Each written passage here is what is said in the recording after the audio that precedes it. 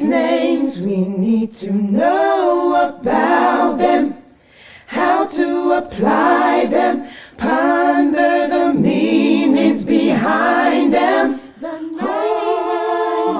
New class alert! Sunnahfollowers presents the names of Allah. Please join us every Saturday mornings at 10 a.m. Eastern Standard with Sister Samar. Streaming on all major platforms. Right here, channel Sunnahfollowers. Are the holy ones. So for us to understand more about those names is actually a fundamental thing in our journey in this life. This is how we get to know God. This is how we get to worship God the right way. And this is also how we reach the purification of our souls, a very important aspect in this life indeed. So we have actually tackled several names, and for today we're learning more about the name As-Salaam. You know, when we say As-Salamu Alaikum, so As-Salaam is one of the holy names, peace. So there's a lot to say about that name, as a matter of fact, and so we ask Allah to accept our deeds, to rectify them if we go wrong, to accept them if we go right, to purify our deeds and our intentions, and to grant us peace and salam within our hearts. All right, so let us start. Bismillah ar-Rahman ar-Rahim. Allahumma salli wa sallim wa barik ala Sayyidina Muhammad. Okay, now. So let us see, what is it that we mean by this name. Let us dwell more upon it. So Allah subhanahu wa ta'ala said, أعوذ بالله من الشيطان الرجيم بسم الله الرحمن الرحيم هو الله الذي لا إله إلا هو الملك القدوس السلام المؤمن المهيمن العزيز الجبار المتكبر سبحان الله عما يشركون. And the interpretation of the verse is, He is Allah. There is no deity except Him, the sovereign, the most sacred, the source of peace, the grantor of security, the preserver of safety, the mighty, the compeller, the supreme. Exalted is Allah above that which they associate with Him. So He's exalted above all that they associate with Him. And in another verse, there's Inna Allahu was-Salam. Indeed, Allah is peace. So these were some of the verses in which we actually found the name As-Salam. So that brings us to an interpretation of the meaning of the name. What does that name actually mean? So the term peace refers to that which is free from all defects and shortcomings in His essence, names, attributes, and actions. So glory be to Him, and exalted is His greatness. Every attribute of His is free from anything that contradicts it. So that is why actually paradise is referred to as the house of peace. For those who enter it are safe from afflictions, evils, disturbances, and hardship. قال تعالى بسم الله الرحمن الرحيم والله يدعو إلى دار السلام. And Allah invites to the abode of peace. And there is this scholar, Ibn Qayyim, that we have referred to several times. And Ibn Qayyim, actually, may Allah have mercy on him, said his life, meaning God's life, because God's life, I mean, it is eternal, of course, and never ending, it's infinite. So his life is peace from death, meaning the word peace here meaning free from death, from sleep and slumber, and his sustenance and power are peace from fatigue and incapacity. His knowledge is peace from anything being absent from him or from the occurrence of forgetfulness. His speech is peace from injustice. His wealth is peace from needing others. His divinity is peace from having any partner in it. And his punishment and revenge are peace from being unjust or oppressive. So even in his punishment and revenge, he is free from all deficiencies. His ascension upon the throne, and this is a very important point, because we as Sunnah, or Sunnis, we do not see this as a literary thing, of course, subhanallah ta'ala. So his ascension upon the throne is peace from needing anything to support him or upon which you could rely. Rather, the throne and its bearers are in need of him.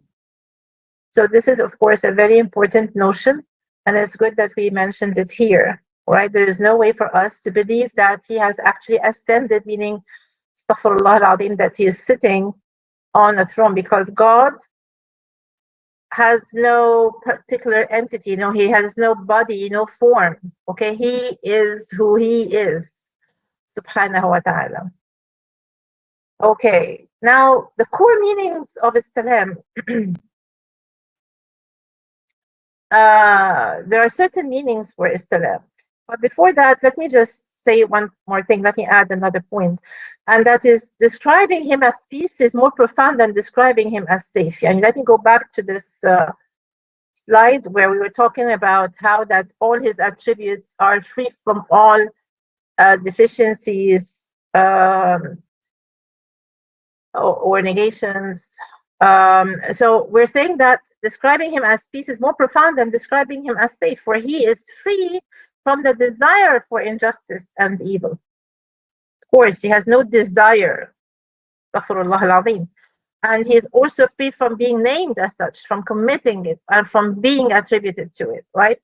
He does instill revenge and punishment to those who deserve that punishment, but God has no needs. God does not want. God does not desire. Okay, God demands. God creates. That's what he does, among the other things. Okay, so peace, quote unquote, peace is he who protects the believers from his punishment and shields all of his creation from his injustice and from any injustice and oppression in this world and the hereafter. All right, that brings us to the core meanings of As-Salaam. Now we have three pillars or three attributes.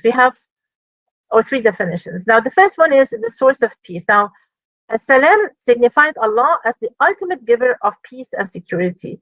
So this peace is both external, in terms of safety from harm, and also internal, relating to tranquility and assurance in one's heart.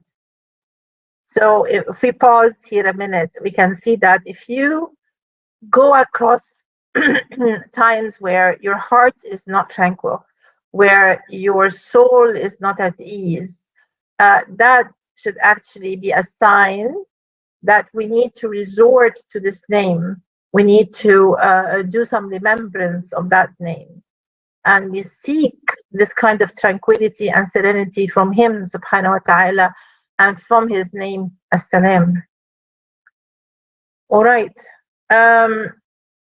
The other thing is perfection. Another meaning, core meaning from As-Salaam is perfection. The name also denotes completeness, flawlessness. So Allah is free from any imperfections or defects, embodying the essence of perfection in all his attributes and actions.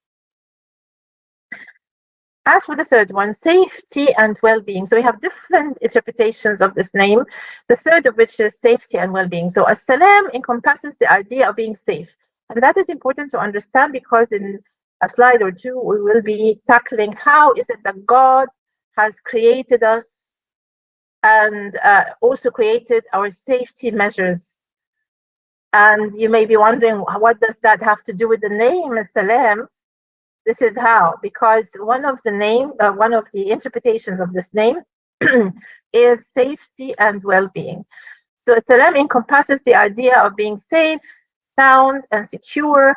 It implies a state of well-being, free from any trials or afflictions. Does that mean that because his name, subhanahu wa ta'ala, is As-Salam, that we are promised a permanent state of well-being and a state of tranquility all along? The answer, of course, is no, because this is Earth. Hello, we are on Earth here. So we're not promised any of that. Okay, we are here to get closer to God, to know God, to go back to the original connection that we had with God. This is what is meant by وَمَا خَلَقْنَا الْجِنَّ وَالْإِنسَ إِلَّا لِيَعْبُدُونَ. We did not create neither humans nor jinn except to worship God. So worshiping here does not only mean praying and fasting. In essence, it means to know, because for you to worship, you have to know. So for us to know God and to worship him through this knowledge. All right. So we are not promised Jannah, we're not promised paradise on earth, neither are we promised suffering. And in also a slide or two, we'll get to the point where we understand that peace, the place of real peace and comfort, is within, not from without. All right. It comes a very important question, a very important one indeed. If God's name is peace, how come there is all this evil in our world? Especially these days, you can see what is happening around us, all right? And we have countries that haven't enjoyed any kind of peace for a very long time.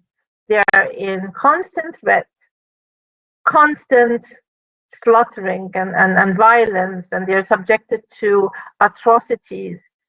So how come that this is actually happening in our world when God's name is peace? Well, let us go back to understanding what is meant by God's name is peace. This is his attribute, right? One of his attributes is peace. So the meaning of safety is in the context of Allah's attributes, means that his essence is free from all defects. His attributes are devoid from any shortcomings, and his actions are free from absolute evil. Let me repeat, absolute evil, which brings us to this slide, which is, although there are evils known only to Allah, these evils can lead to positive outcomes. So, for instance, human beings were created for eternal happiness. If they deviate from this purpose, corrective measures must be taken to guide them back to their noble goals. For example, the situation we are in now, okay, having those Arab countries who are suffering genocide and all that stuff. I cannot really tell you all the reasons why this is happening. No one actually can, except Allah subhanahu wa ta'ala. He is the all-knower. But we can tell that one of the things could be that it is because we, as Arabs, as Muslim nations, we don't deserve anything but what we are suffering from. Unfortunately, we're seen to be so weak. We are seen to be so fragile. We are divided.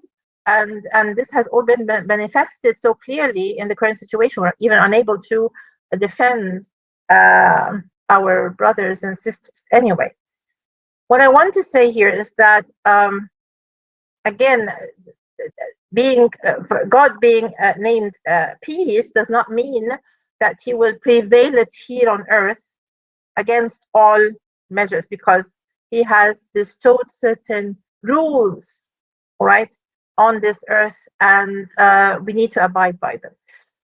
Another thing is, absolute evil does not exist in the universe. As the slide here says, absolute evil does not exist in the universe. The calamities we face are often consequences of our own actions. So the greater the deviation from the right path, the more severe the remedy needed. Every perceived evil serves a purpose for the greater good. Again, every perceived evil serves a purpose for the greater good. So, how will that then be evil if it serves a purpose for the greater good? So, in essence, whatever evil, of course, we're talking here in terms of the believers. All evil, let us say, quote unquote, evil or harm or any painful experience that we go through, if you are a believer, then it serves a purpose for the greater good. Therefore, it cannot be labeled as evil. No pure evil exists, no absolute evil actually exists for the believers. But there's definitely absolute evil for the non-believers, because they're being tormented here and in the hereafter as well. The last paragraph here says the challenges we face can lead us closer to our ultimate good if viewed through the lens of faith and understanding. Okay, so this is how things work. We cannot be weak, vulnerable, divided the way we are, and then just because God's name is peace, and He will grant you peace and grant you success and grant you victory without you doing anything. That doesn't work this way here, right? And He told us how it works. He told us that we have rules, we have laws, we have natural laws, we have all kinds of laws here that are applied in this on this earth, and they're all there for us to be tested. Okay. Let me give you another example. For example, losing wealth due to a serious illness, for example, may seem like a significant misfortune. However, if this loss leads to healing and spiritual growth, so it transforms into a blessing. Just as a vehicle has brakes, seemingly contradictory to its purpose of movement. And a vehicle, a car, for instance, is designed or done or manufactured to move, right? So, but still it has brakes, doesn't it? So calamities can serve as brakes for our lives, guiding us towards safety and righteousness. Okay, so in conclusion, absolute evil does not exist for believers. All perceived evils are relative and they serve a higher purpose. Okay. Being at peace with God. Is there a rank higher than being at peace with Allah? Is there a greater feeling than knowing that the creator of the heavens and the earth loves you? He is your protector, defending you, surpassing you, supporting you, preserving you? Of course, the answer is no. There's nothing more than that. And that reminds us of a walking evidence. You know, I don't know if you've seen this this video in Gaza, where we had this man called Khalid, and he lost his entire family, kids, and also grandson, grandchildren, and he was, carrying this corpse of a beloved granddaughter, and while he was crying, he was kissing her with a smile, and he said, "Ruh, ruh," I think it is a very well-known quote that spread all around the world. Ruh, ruh, which means you are the soul of my soul, the heart of my heart, and you're so dear to me. And that is his reaction to such a calamity, losing everything he had. How is that? How is that possible for a human being to actually act this way? Because we used to read about the prophets, we used to read about the companions, and all that we would think of is like they're like superhumans, huh? But then we have this living evidence that this is possible, actually.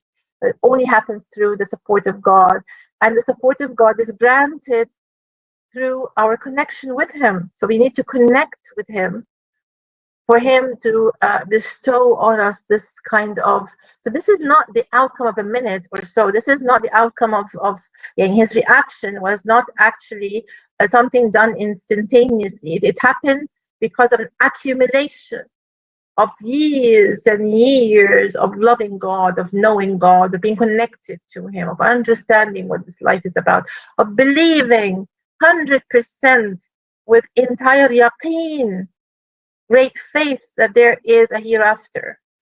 So when this happens, he knows that this life is only a matter of days, and then it will end, and he could see the hereafter. That is what made this man stand so steadfastly. All right, the ayah here, the verse says, Bismillah ar-Rahman ar-Rahim. إن الذين قالوا ربنا الله ثم استقاموا تتنزل عليهم الملائكة ألا تخافوا ولا تحزنوا وأبشروا بالجنة التي كنتم توعدون نحن أولياؤكم في الحياة الدنيا وفي الآخرة. The verse says, indeed, those who say our Lord is Allah and then remain steadfast, the angels will descend upon them, saying, do not fear and do not grieve, but receive good tidings of paradise, which you were promised. We are your allies in this life and in the hereafter. This is the kind of support that God would grant whoever is going through a calamity or a difficult time. And this is the kind of support that is a result of a deep connection that this person was able to establish with God. Angels will fall upon them with such dua and prayers. So if you apply the teachings of Allah, you are at peace with yourself. The state of a believer is one of purity. They do not build their glory on the ruins of others, nor do they cause pain to people. They are generous and a source of security and happiness for others. When you follow Allah's guidance, you find peace within yourself.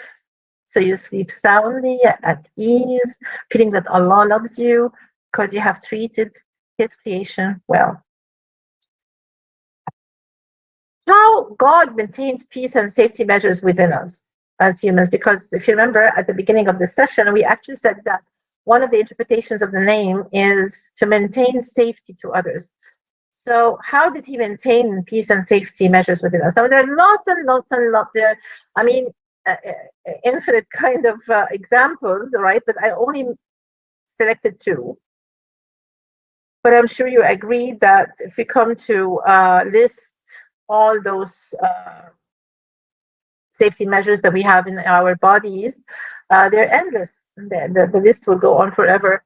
All right, so let's say, for example, the process of swallowing while asleep. Imagine this thing.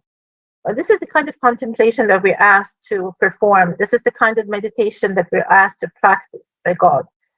So think for a minute, the process of swallowing while asleep. It's unbelievable. So when you're asleep and the saliva accumulates in your mouth, a signal is sent to the brain.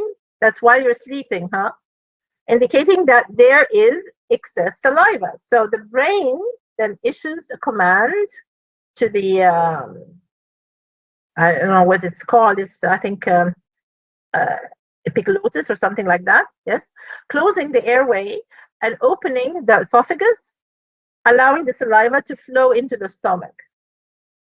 Imagine this for a minute. How many commands happened, and that is all while you were asleep. I wonder how we as humans would think that we have this kind of power, that we have this kind of position, we have this authority. We think we are something. Actually, we're absolutely nothing. Imagine that at that point when you're asleep, that the signal, the brain signal, did not reach the epiglottis, for example, for any reason. And you will be, this person will be dead in a minute, in a second. All right, because he would be suffocating. Then the whole process is happening while you're asleep. It shows you how powerless you are. So this process occurs periodically while you sleep, so demonstrating the essence of peace, God as in the name peace. Another thing that also caught my attention is the preservation of the eye from freezing. So imagine for a second how you feel if you visit the North Pole or the South Pole. So if one of us travels to a polar region, They might wear a hat, gloves, a woolen clothes for protection. However, can they cover their eyes? I mean, fully. You can be wearing glasses, special glasses, but you will never be able to actually keep your eyes shut permanently, you know. So the eyes contain moisture, and the temperatures of, you know, such very cold weather, like minus 96 degrees Fahrenheit, theoretically, everyone should lose their sight. Theoretically, it cannot be, because definitely everything liquid turns to ice. So this should include the moisture in the eye. Yet Allah, being quote unquote peace, has placed an antifreeze substance in the moisture of our eyes. Subhanallah, subhanallah, subhanallah.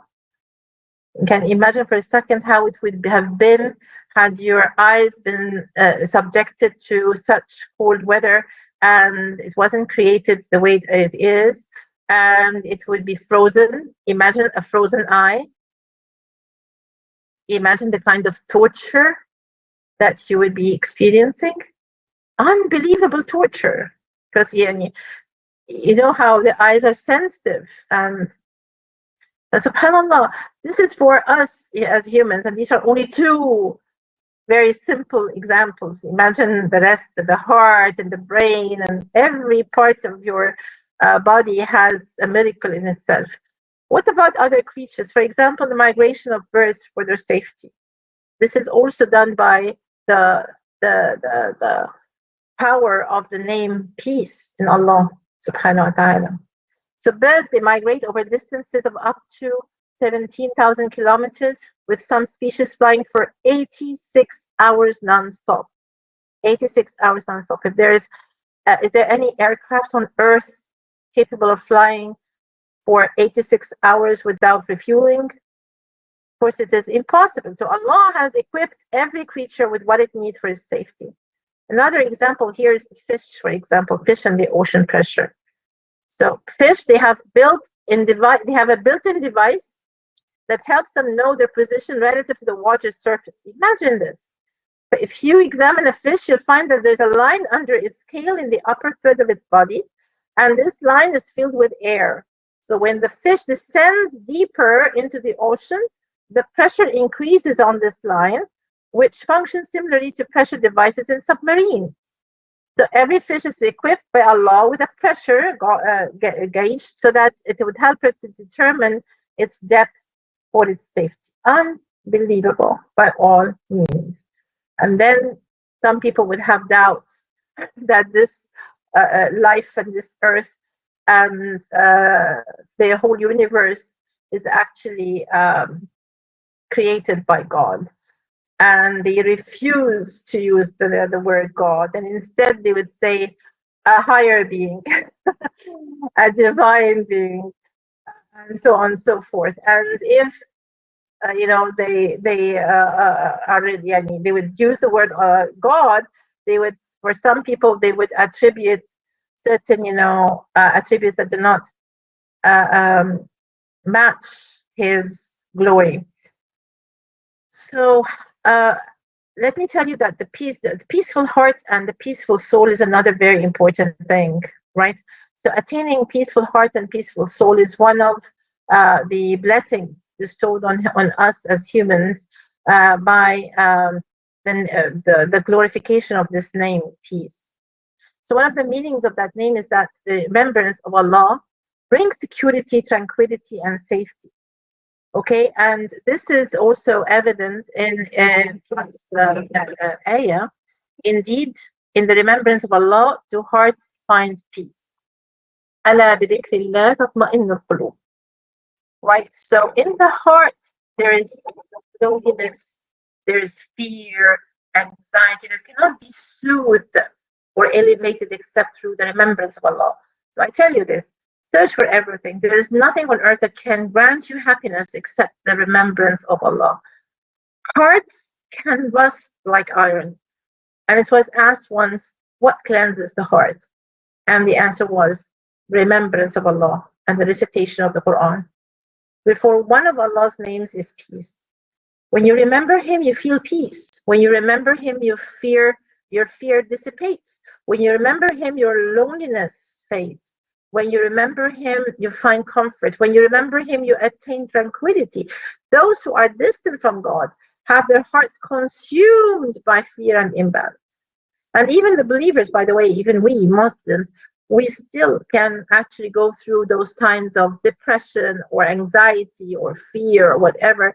These are all, signals, like red flags telling you, hello, you have gone astray. It's been some time now that you have actually genuinely connected with Allah. So those people, they become crushed because they associate the ones who are not the unbelievers, or those who associate partners with Allah without any authority from him. They cause Allah to instill terror in their hearts. In contrast, a believer is assured and tranquil. Thus, one of Allah's names is peace. Remembering him grants you peace. Remembering him brings reassurances. Remembering him makes you feel close to him. Remembering him assures you that he defends you and that you're under his care, protection, support, and guidance.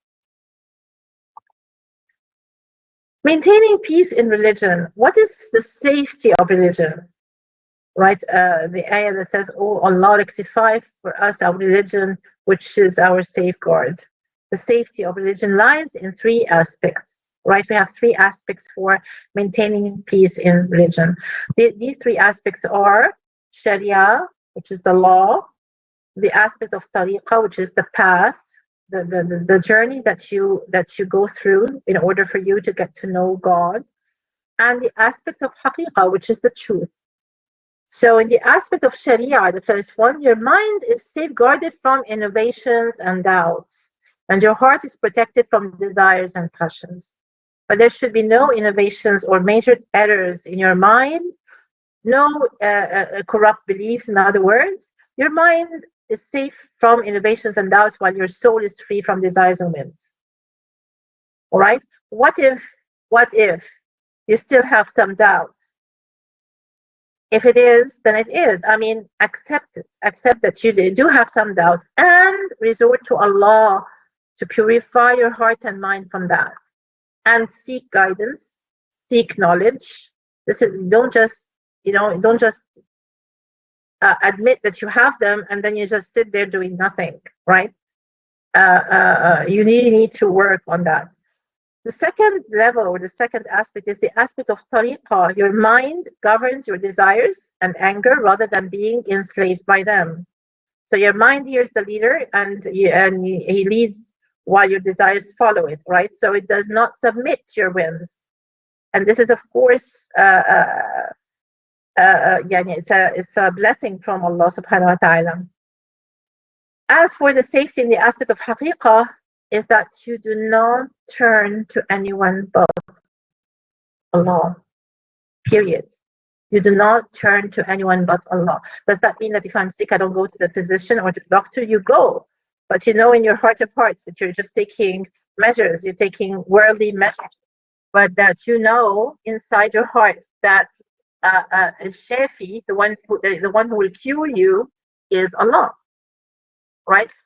You're not actually holding on tight to the physician or the doctor that you are visiting. You know that everything is in the hands of God. This is al-haqiqah. Now this brings us to the last part of our session today, which is how to worship God by his holy name, As-Salaam. How do we do that? We do that on four different ways. Now, first one is we seek safety from Allah alone. So all safety, health, and goodness, they come from him alone. Whenever we seek safety from others, Allah tests us. All right? Again, you can take certain measures, but you don't cling on to them. You know that they do not function on their own. You may resort for someone to help you for whatever reason, but you know that he is only a tool given to you by Allah to fulfill what you need, which is prescribed by Allah, he's demanded by Allah. He has written that this need of yours will be fulfilled through this person. So we never, this is the meaning of the Prophet Muhammad, peace be upon him, alayhi salatu wasalam, when he said, when he completed his prayer, and he says, "O Allah, you are peace, and from you comes peace. Glory be to him. He is the one who grants safety to whomever he wills among his creation according to his wisdom and justice in this world and the hereafter." And something else is that God himself has bestowed peace on and decreed safety for his prophets and messengers. So he said, "Salamun ala al-mursaleen," meaning peace be upon the messengers. He also said, "Qul alhamdulillah wa salamun ala ibadihi alladhina istafa," meaning say praise is due to Allah and peace be upon his chosen servants. So let us just listen to some of these verses in which God has bestowed peace on several prophets. Listen to that one. Peace be upon Noah among the worlds. Salamun ala Nuh fil alamin. Peace be upon Noah among the worlds. Another one is Salamun ala Ibrahim. Peace be upon Abraham. وقال عن نبيه سيدنا يحيى وسلام عليه يوم ولد ويوم يموت ويوم يبعث حيا. He said about his prophet John, and peace be upon him the day he was born, the day he dies, and the day he is raised alive. And for Sayyidina Isa, he said, Sayyidina Isa said, "As-Salamu alayya yawma wulidtu wa yawma amutu wa yawma ub'athu hayya." He said, and peace be upon me the day I was born, the day I die, and the day I am raised alive. So all safety and well-being come from him. He is the owner and the bestower. All right, second thing is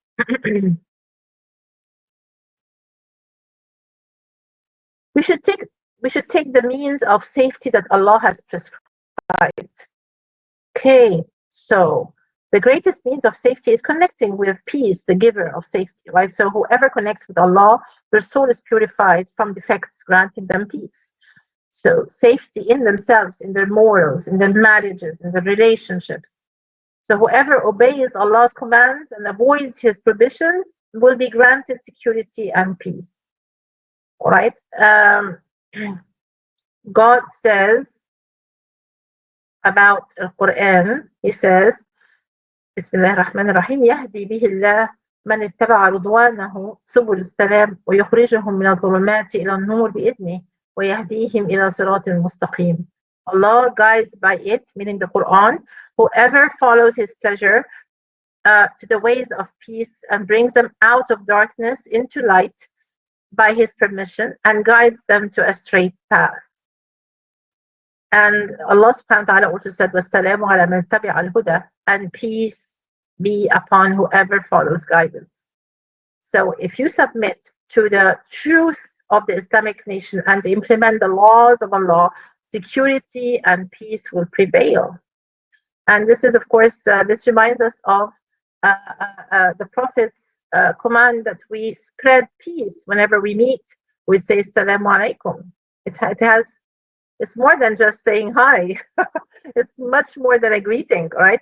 It has more than that to it. So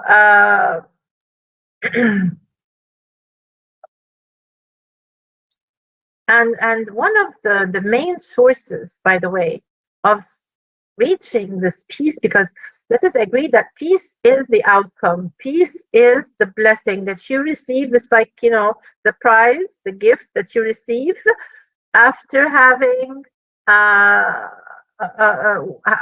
gone through a certain process, which is connecting with Allah subhanahu wa ta'ala. So that prize. So another source from which you can actually be granted peace is As-Salam wa Salam ala Sayyidina Rasulillah alayhi salatu wassalam. Right? So, and this reminds us of that day when the Messenger of Allah alayhi salatu wassalam came with joy on his face, and one of his companions said, "We see joy on your face, Rasulullah." And the Prophet says, indeed, an angel came to me and said, O Muhammad, your Lord says, is it not pleasing to you that no one sends blessings upon you except that I send blessings upon them tenfold? And no one greets you with peace except that I greet them with peace tenfold? So, of course, he was so happy to hear this. So this is one of, by the way, this is one of the very short paths, all right, that we can take, like a shortcut, sort of, that we can take in order for us to receive this kind of peace, and that is by As-Salah was-Salam ala Sayyidina Rasulillah alayhi salatu wassalam. All right, the third way is we should strive to spread peace among Muslims. So when we spread peace among other believers and other Muslims, we can actually be granted that peace. Right? So, so it is a fundamental principle of blessings and one of the greatest symbols of Islam that many Muslims neglect, as a matter of fact. So, the Messenger of Allah, Rasulullah said, by him in whose hand is my soul, you will not enter paradise until you believe, and you will not believe until you love one another.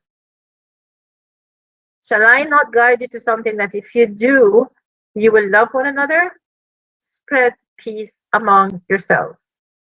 All right, so, and I believe that this means the verbal greeting and also the way we treat each other, the way we actually behave.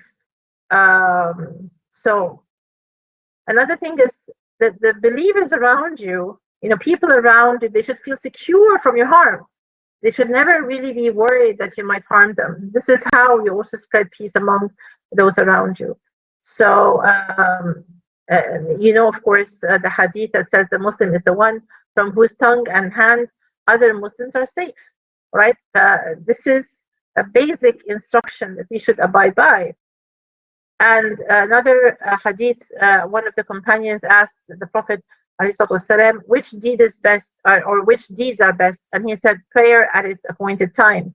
And then he asked, then what? And he replied, the people are safe from your tongue. And he also said, the Muslim is the brother of another Muslim. He does not betray him nor belittle him. All of a Muslim's blood, wealth, and honor are sacred. So, one of the very prominent scholars called Al-Hasan al-Basri, he said, consider your contribution to your believing brother to be three things. Listen, please, this is very important. Three things. He says, if you cannot benefit him, do not harm him. If you cannot make him happy, do not sadden him. If you cannot praise him, do not criticize him. Isn't that beautiful? Let me repeat it. So one of the scholars the very well-known scholars, Al-Hasan al-Basri, he says that your contribution to your brothers can be in three forms or three things. If you cannot benefit him, your brother in religion, do not criticize him. All right? If you cannot benefit him, do not harm him. And if you cannot make him happy, do not sadden him. And if you cannot praise him, do not criticize him. Okay? And what about non-Muslims? I mean, we're talking about our the way we treat Muslims, the way we behave among Muslims. Is it like we're saying that this is how we should behave only to Muslims? Of course not. Let me share with you something here, that we should neither harm Muslims nor non-Muslims. So whether through your words or actions, the reality today is that a small number of Muslims behave very poorly towards non-Muslims. As a result, non-Muslims make general judgments about all Muslims. And I'm sure that you in the States and abroad, you could sense this even more than I do here in Egypt. So what happens is that the non-Muslims, unfortunately, they're easy to make general judgments about all Muslims based on the treatment of one of them Okay, so as if the religion itself has been obscured by its followers. So the accurate saying is, and Islam is obscured by Muslims. If you mistreat a non-Muslim, especially if you live in a Western country, and you make false statements or take something what does not belong to you, or you're not only harming yourself, by the way, but you're also damaging the reputations of all Muslims. So your actions could even reflect negatively on Islam itself. So every Muslim should consider themselves as ambassadors for Islam. So before you speak, write a statement or act toward the non-Muslim, remember that you're representing all Muslims, right? Because, as ambassadors should actually present themselves at the highest level. So you need to carry the concerns of Muslims in your heart and do not tarnish their reputation. Okay? So this is one thing that we need to consider. And by the way, as easy as it is for the non-believers to pass general judgments on Muslims negatively, it is also very easy to happen positively. And you find that they would start to admire Muslims when they see a couple of you behaving in a way that is, really praiseworthy. That if you wholeheartedly help that person in need, if you do some charity work, not out of any kind of ego, but because you sincerely feel it's not about humanity, or it's not about to avoid taxes. None of this. You're doing it 100% for as a contribution to your religion, or because you're connecting with God. That is all being observed. By the way, they observe you, they see what you're doing, how you're saying, what you're saying, how you're behaving, and so on and so forth. Now the fourth thing is we should strive hard to spread Islam and its teachings, which are the path to safety and peace. So Islam is the religion of safety and peace. Those who understand the name of Allah, quote unquote, peace, they realize that creation and command are perfectly organized by it. So look at every ruling in the Sharia.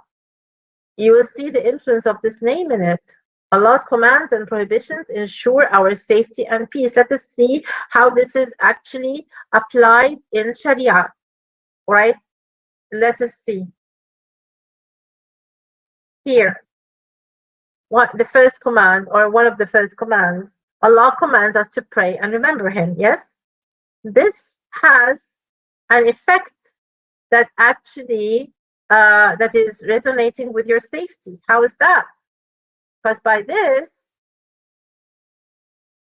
you actually maintain the well-being of your soul and the tranquility of your heart. So the commands and their impact. This is what we're doing now. Let us see in terms of Sharia, where do we find God's name, peace, manifested in His commands? So one of the commands is praying, right? Is it because He, astaghfirullah al-azim, needs us to pray for Him? Hasha. Allah doesn't need anything at all, right? It doesn't need anything from anyone. So no such thing. He doesn't need you to pray. He doesn't even want you, meaning that he is yearning for something, or he is striving for something. None of that. Astaghfirullah al-azim. All right. He is doing this. He's asking you. He's commanding you for your well-being and to maintain this kind of connection, because he has a lot to bestow upon you.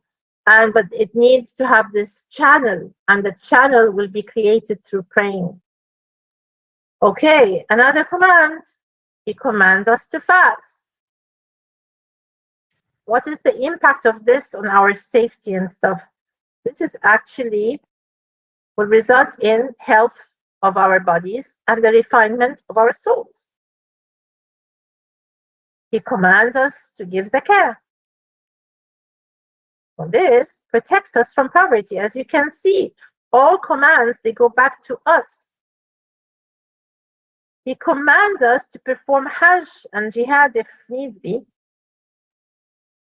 And actually this is for the safety of our nation and faith. It has nothing to do with him, subhanahu wa ta'ala. He's above all that. He's not waiting for any of this to be performed. All right? It is us who need this, not him. He forbids us from usury. And that, of course, is for the safety of our economy and lives. The Great Depression thing in the US tells you a lot about that, huh? Anyway, so as you can see that all rulings, they call for peace. But then again, I want to stop here and ponder a minute. Does that mean that if those red circles did not exist, that none of those blue boxes should be applied? Let me take you to a higher level of conviction, of believing in Allah. It is true that He commanded us to pray, and that praying would actually result in our well-being and tranquility. But what if not? What if praying does not actually make us reach this? For example, and just let us assume there's actual praying, the right kind of praying. If you don't feel any kind of tranquility or well-being or serenity, this does not mean that praying doesn't work. It means that there's something wrong with your heart. Praying works, all right? And the Prophet ﷺ is a living evidence in this. But what I'm saying is, what if there is no reward whatsoever, neither in this life nor in the hereafter, for any of these commands? Let us just assume that. On a higher level of belief and on a higher level of love to God, some people will actually be willing and more than willing to abide by His rules, even if they will not be granted any of those rewards, because they worship Him, H-I-M. They're not worshiping the rewards, they're not worshiping paradise, they're worshiping Him. But that is, of course, a higher level that we all pray that, inshallah, hopefully we can actually achieve it. Okay, and that brings us actually to the end of today's session, in which we examined and we have explored the name peace, one of the holy names. And we have also seen how it can impact our life, it can impact our understanding, it can impact our hearts and souls. So may Allah subhanahu wa ta'ala bestow upon us this kind of peace forever, inshallah, in this dunya, in this life, and the hereafter. Ameen, Rabbil Alameen. Okay, thank you so much. And if we have any questions.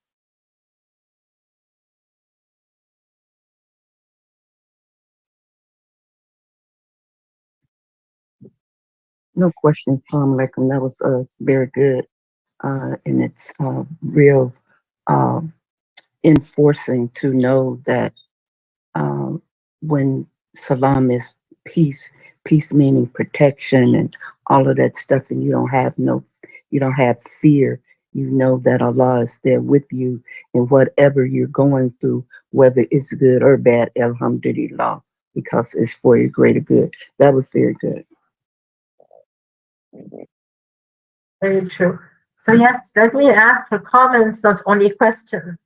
If you have any comments, if you have anything that you resonated with, if you have undergone any situation which you felt that the need for peace, or that you were actually supported by this name peace, a time that demanded some kind of fear, but instead you found security in your heart, a time that was difficult, that could have resulted in pain and sorrow, and instead you found yourself at ease and with a huge amount of serenity. So if anyone has gone through anything of the sort, and you would like to share with us your experience, we'd love to hear this.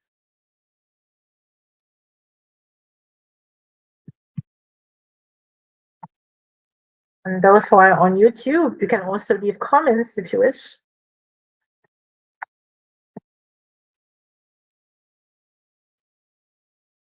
Okay, so I'll say this much.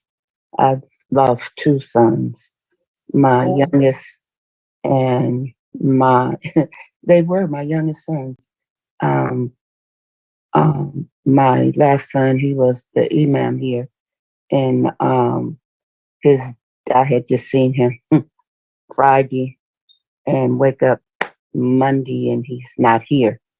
And to just be able to know that Allah will never place a burden on me greater than I can bear, you know, is really what got me through that. I have my moments because I'm human, but yeah, I can really relate. And when my baby died, my youngest, that was really, I was so spooky then that I bet not nobody had cried, that not nobody had did anything, because to me you were saying you're saying Allah didn't know what he was doing.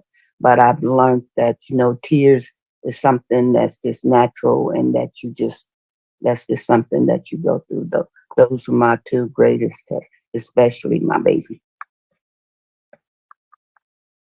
Oh, that must have been tough. My God, this is a big. I don't know what to say actually, but I really pray for God to uh, support you all along, heal your heart, grant you this kind of peace and serenity and knowledge. Um, and yes, as you said, I mean, this is you will only get to know the reward after this life.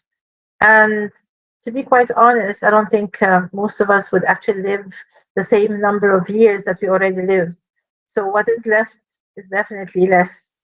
And I'm saying it with a smile, by the way. So only then you will understand how that he has been preserving a huge reward for you, inshallah, amina bi'ithnillah. And that your the loss of your sons, I mean, this has a very special place in paradise that you would have never reached otherwise. So and yes, may Allah grant you this kind of strength and sabr, patience. Allahumma ameen.